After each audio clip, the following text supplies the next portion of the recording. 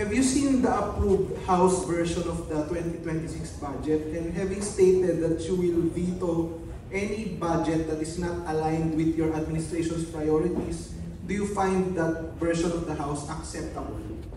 I think that I'm hoping and I'm fairly confident that that's not going to be necessary, simply because that we have been involved, I have been involved as you can imagine, I have been involved in detail on the preparation, especially in the House, of the budget.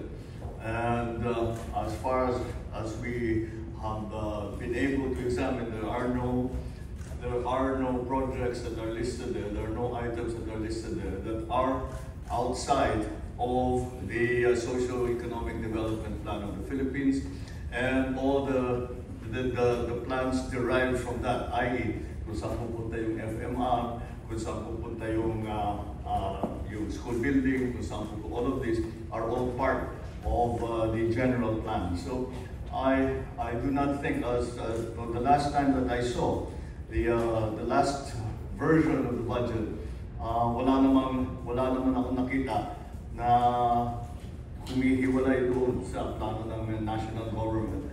Kaya hindi siguro kailangan mag-veto. Pero tingnan natin kasi hindi pa tapos ang proseso.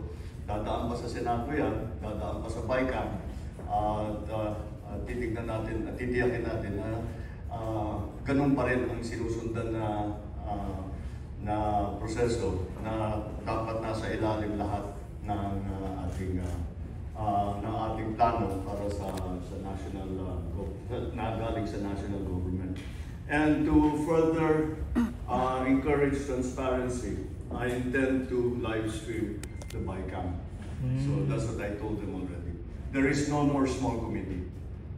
Ay dating ginagawa that they have a BICAM, then they suspend, then there's a small committee. Wala nang small committee.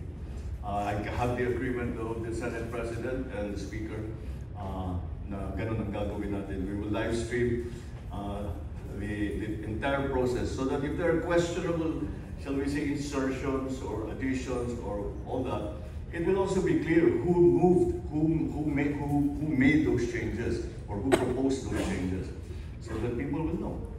So that's that is what we have instituted, some new procedures. But, you know, the BICAM is actually a public hearing. Pero hindi ganun ang nasusunod.